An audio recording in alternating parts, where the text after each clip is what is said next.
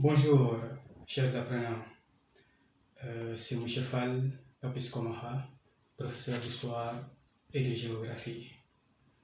La semaine dernière, si vous vous rappelez bien, on s'était entretenu sur une thématique ayant trait à la méthodologie de la dissertation en histoire. Je vous l'avais dit que c'est une thématique qui est formateur. Aujourd'hui, je compte vous présenter le commentaire des documents en histoire. D'abord, on va essayer ensemble de définir cette notion de commentaire. Dans commentaire, on a le verbe commenter. Commenter peut signifier expliquer, développer, interpréter un document, mais aussi discuter surtout s'il y a lieu. Il est important de s'arrêter à ce niveau. Pourquoi discuter s'il y a lieu? Car si on rate cette occasion, ça signifie que certainement on a des lacunes quelque part. Par exemple, dans un texte, il est écrit que la Deuxième Guerre mondiale a commencé en 1937 et que vous avez l'habitude de voir que la Deuxième Guerre mondiale a commencé en 1939. Alors dans ce cas de figure, il est parfois bon d'en discuter pour montrer que vous avez quand même une culture générale. Alors, c'est ce qui m'amène à dire que le commentaire des documents en histoire est un exercice formateur. À force de s'exercer, on parvient à décrypter, à détecter ce qui est caché derrière, donc à dévoiler les non-dits, ou bien ce qu'on dit dans un document. D'où l'intérêt du commentaire de document. Alors, si on revient encore par rapport à cette date 1937, c'est l'occasion de dire effectivement que la Deuxième Guerre mondiale a commencé en 1937 ou en Asie, lorsque le Japon avait envahi une partie du territoire chinois, la Mandchourie. Donc, sur cet angle, on peut dire que la Deuxième Guerre mondiale a commencé en 1937. Mais un autre qui ne le sait pas ne pourra pas expliquer, ne pourra pas discuter de cela. On décrypte, bien sûr, on peut remarquer plusieurs types de documents. Parlant de types de documents, là je fais allusion aux différentes natures, mais si vous voulez, à la nature des documents qu'on peut proposer. Vous pouvez tomber sur un texte, et d'une façon générale, au baccalauréat, les 99% des documents qu'on vous donne, ce sont des textes. On vous donne un texte à commenter. Ce texte peut être un extrait, c'est-à-dire une partie, un extrait d'un article, un extrait d'un livre, un extrait d'une revue, un extrait d'une correspondance, donc d'une lettre, un procès verbal, un discours, une pétition, une charte, un arrêté, un décret, etc. etc. Comme nature aussi de documents, vous pouvez tomber sur une carte qui dévoile, par exemple, l'itinéraire des camps militaires, des campagnes militaires, je voulais dire. Donc, l'itinéraire des campagnes militaires, par exemple, du 19e au 20e siècle, ou bien une carte qui dévoile l'itinéraire, la pénétration des missionnaires et des explorateurs, par exemple.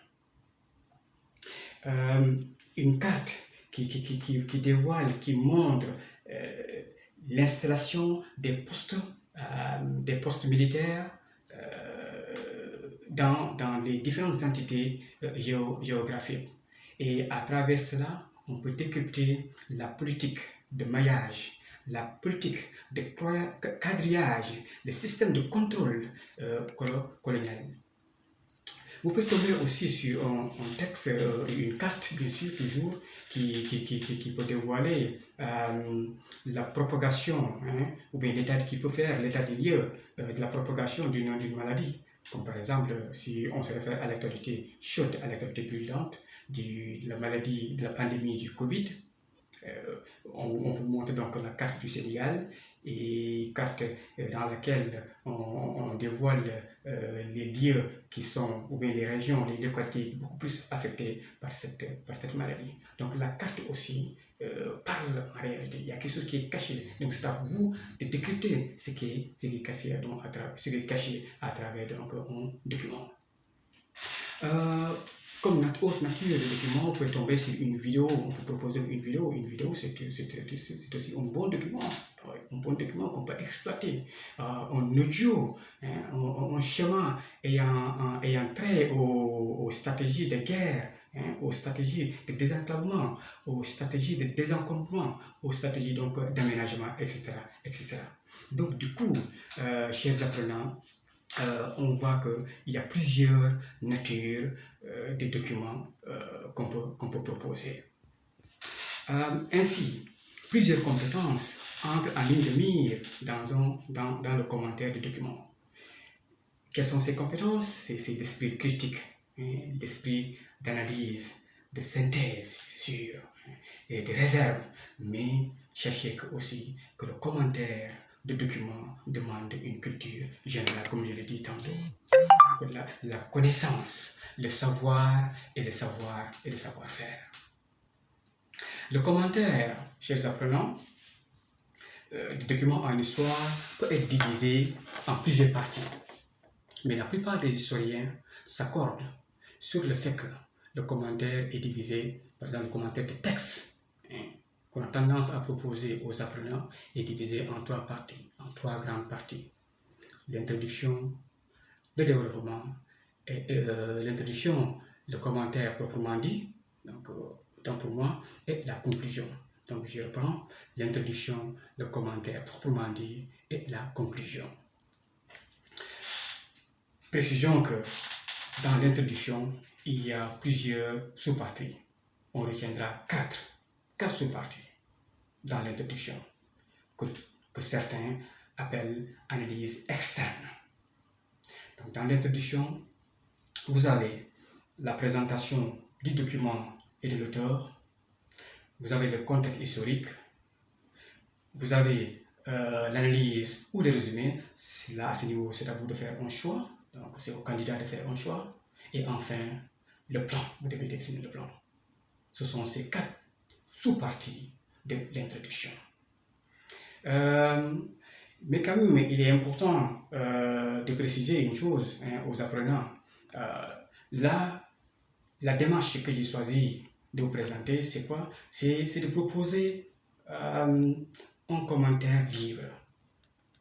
Pourquoi cela? C'est parce que tout simplement, les questions souvent posées dans le commentaire dirigé, qui est proposé depuis plusieurs années au baccalauréat, le commentaire dirigé, c'est-à-dire un texte suivi des questions. Donc c'est ce format-là, les questions qu'on pose aux candidats sont prises en charge dans le commentaire libre. C'est la raison pour laquelle, chers apprenants, je vous propose donc le commentaire libre. Donc, dans le commentaire libre prend en charge les questions du commentaire dirigé, si vous voulez. La seule différence réside au niveau, d'une façon générale, réside au niveau du commentaire proprement dit. Parce que dans le commentaire libre, on a un commentaire proprement dit, alors que dans le commentaire dirigé, c'est les questions qu'on propose. Et très souvent, l'élément de la différence, c'est qu'on peut vous dire expliquer ou bien commenter ces expressions soulignées du texte, ou bien ces expressions mises en gras du texte. Et on demande de le commenter. Alors que dans le commentaire libre, tel n'est pas le cas quand vous arrivez à la deuxième grande partie, à savoir le commentaire proprement dit. Alors, je pense que vous tenez bien le fil conducteur, chers apprenants. C'est la raison pour laquelle je vous propose alors le commentaire libre. Comme je vous le disais tantôt, le commentaire libre est divisé en trois grandes parties. On démarre par l'introduction. L'introduction, c'est il y a la présentation du document et de l'auteur. Vous tombez sur un texte. Dans la présentation du document et de l'auteur, il y a 3 sous-rubriques, mais une troisième qui est relative, bien sûr. La première, c'est la nature et l'origine du texte. Deuxième, c'est l'auteur. Il s'agit donc de parler de sa biographie. Troisième, qui est facultative, entre guillemets, parce qu'on peut tolérer ça, on peut le tolérer aux élèves, aux apprenants, à savoir le style et la langue du texte. Parce que le français aussi évolue, la langue évolue. Et dans quel style on l'a écrit, ça varie. Ça varie. Et là, je parle sous le contrôle des professeurs de lettres, des profs de philo, etc., etc. Alors, dans la présentation du document, en bas, on vous donne quelques informations. Par exemple, si c'est écrit, on dit Iba Der Thiam, on met entre guillemets comment et pourquoi la Oumma islamique peut-elle devenir une force unie, vivante et agissante, et on ferme les guillemets. In Walfadjri, on donne le numéro 1930, on donne l'année 1980. Par exemple, si on donne la page, par exemple page 4. Alors, comment présenter cela? Vous avez cette information, il faudra dire ici que ce texte est un extrait. Là, j'insiste beaucoup là-dessus. Ce texte est un extrait. C'est différent de ce texte est extrait. Quand vous dites que ce texte est extrait, ça signifie que ce texte est tiré. Alors que quand vous dites que ce texte est un extrait, cela signifie que c'est une partie.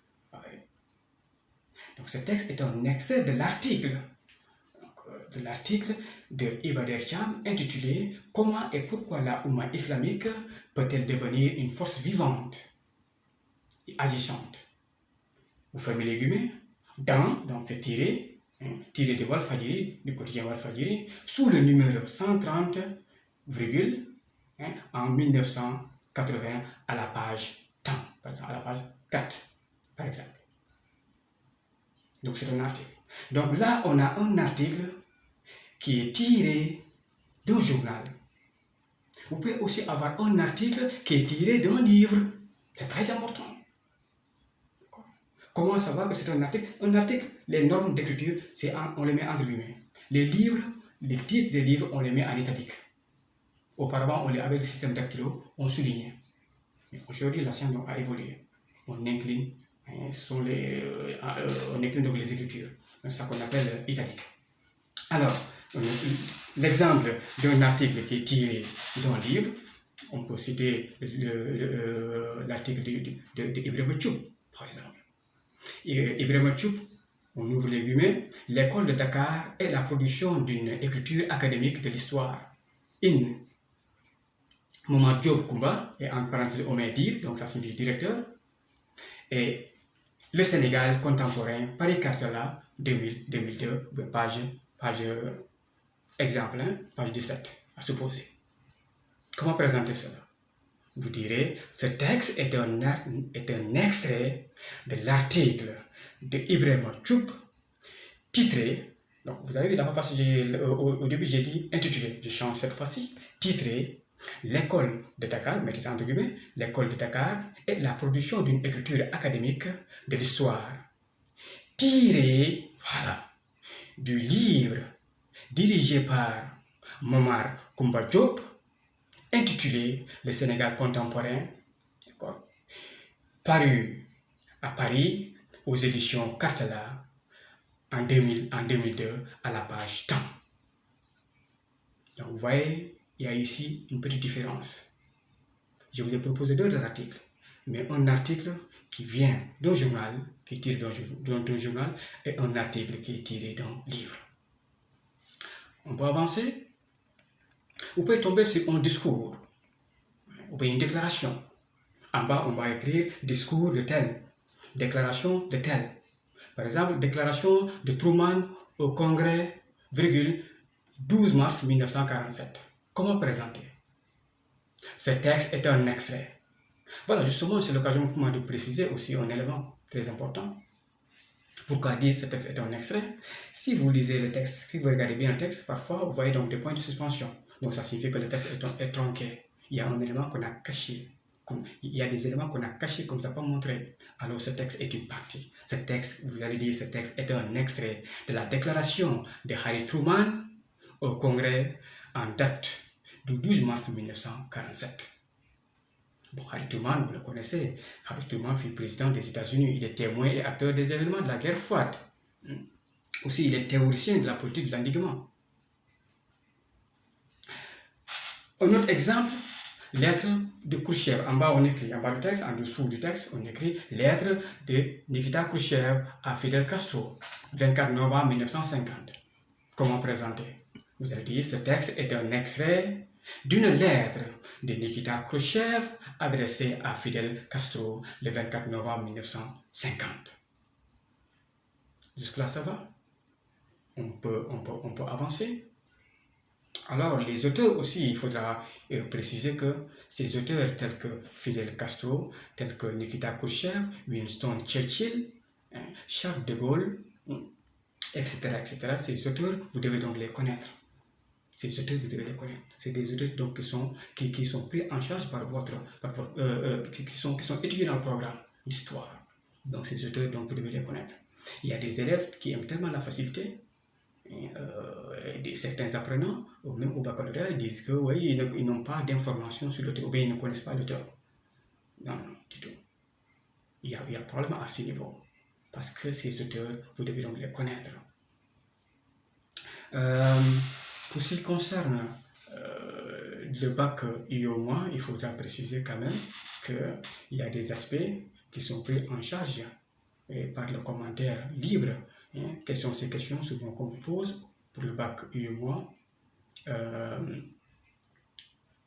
Pour ce qui concerne l'auteur, on vous dira présenter l'auteur et citer les événements auxquels il a assisté, et on vous dira aussi d'expliquer un de ces événements. Ouais.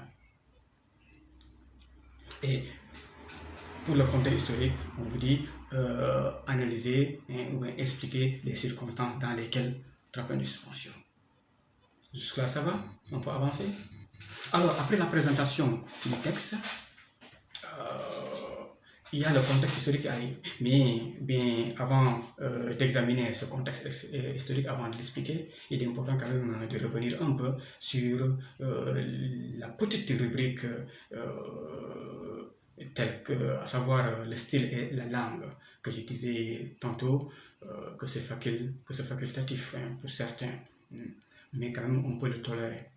Le style et la langue, c'est la façon dont on a écrit ce texte. La langue, c'est dans quelle langue? C'est dans un français ancien ou bien dans un français moderne et contemporain. C'est très important aussi. Ce sont donc des aspects aussi très importants à prendre en considération dans le commentaire de documents en histoire. Pour ce qui concerne donc le contexte historique, c'est quoi le contexte? Le contexte historique, c'est l'ambiance, c'est la situation chez les apprenants, c'est l'atmosphère qui prévalait. On dévoile, dans ce cas de figure, on dévoile d'une façon générale le contexte en deux parties. Il y a un contexte général et un contexte particulier. Dans le contexte général, comme son nom l'indique, il est question de dévoiler les grands événements qui ont marqué une période. Par exemple, vous tombez sur un texte de 1953, un texte ayant trait, ou bien qui parle de la crise de Corée en 1953, de la crise de Corée. Alors, pour un contexte général, vous pouvez dire ce texte s'inscrit dans un contexte général de guerre froide, ça on le sait, à partir de 1947 jusqu'en 1953. Qu'est-ce que vous avez vu? Ou bien même au-delà de 53. Et vous évoquez les grands événements qui ont marqué cette séquence temporelle. cette borne chronologique. Maintenant, pour ce qui concerne le contexte particulier, souvent, je me réfère au concept de nos collègues professeurs de PC quand ils parlent de l'instant T0. L'instant T0. Juste pour dire que là, pour le contexte particulier, vous pouvez vous référer même à la date en tant que telle, par exemple 1953. Ce texte nous plonge dans une situation particulière, d'accord, dans une situation particulière de fin de la crise de Cuba, de Corée, excusez, en 1953, fin qui se traduit par la signature des accords de Panmunjom. Après le contexte historique, il faudra sortir une ou deux lignes et vous écrivez analyse ou résumé. J'ai oublié même de vous le dire. Par ailleurs, la présentation du texte et de l'auteur, ça a écrit en gros caractère à souligner. Contexte historique, en gros caractère, on souligne. Analyse ou résumé, en gros caractère, et on souligne. Parce qu'il faut bien présenter le texte, c'est très important. Il y a des élèves, franchement, qui présentent très mal. Ça, il faut le dire. Il y a des élèves qui présentent très mal. Il faut aérer le texte, il faut sauter des lignes. Le texte respire, comme j'ai tendance à le dire. Le texte respire. Sautez des lignes. Aérez votre texte. Ça fait partie donc de la bonne présentation. Pour l'analyse ou le résumé, là, il faudra faire un choix. Soit vous choisissez l'analyse ou bien le résumé. Il y a des élèves très intelligents ou bien qui se croient plus intelligents que les enseignants. Et qu'est-ce qu'ils font? Ils écrivent tout simplement analyse ou résumé. Ou bien ils mettent rien. Donc quand ils écrivent analyse ou résumé, ça signifie quoi? C'est à nous maintenant de choisir ce qui est bon pour eux. Il arrive parfois que l'élève mette analyse ou résumé et que dans sa production, on se rend compte qu'il analyse, mais il ne résume pas. Et c'est à nous donc de choisir. Ou bien c'est le contraire, on voit qu'il résume et il n'analyse pas. L'analyse, là, il consiste donc à examiner, à extraire des idées maîtresses qui peuvent faire l'objet de centres d'intérêt. Éviter ces termes d'entrée tels que l'auteur veut dire ou bien il s'agit de. Là, on explique. Le résumé, il consiste à relever les grandes idées, à condenser le document sans perdre bien sûr sa quintessence. Résumé au 1/4, par exemple, du texte, avec comme borne 10%, plus ou 10% moins. Après le résumé, on saute une ligne. Résumé ou analyse, on saute une ligne. On écrit plan. Le plan, il est question ici, chers apprenants, de décliner ici les parties du document. 2 ou 3 parties maximum. 2 ou 3 parties maximum. Il est conseillé même pour un commentaire de 2 heures de temps vraiment de proposer des parties. C'est un premier parce que sinon vous n'aurez pas le temps à commenter donc tout le texte. Comme exemple de plan, on peut dire ce texte peut être divisé en deux parties. Et on met 2 points, on va à la ligne et on suit les lignes de la ligne numéro 1 à la ligne par exemple 7. 2 points, vous ouvrez les guillemets, vous mettez donc le titre. C'est comme ça que l'on fait. Exemple, de la ligne 1 à la ligne, de la ligne numéro 1 à la ligne 7, 2 points, les causes générales de la décolonisation. De la ligne 8 à la ligne 15, notamment la dernière ligne, 2 points, on ouvre les guillemets, les formes de la décolonisation. Donc là, on voit nettement 2 parties, les causes générales de la décolonisation et les formes de la décolonisation. Jusque-là, ça va? Alors du coup, une technique d'approche que je vais vous livrer, à partir même du plan, on peut savoir si on passe à côté ou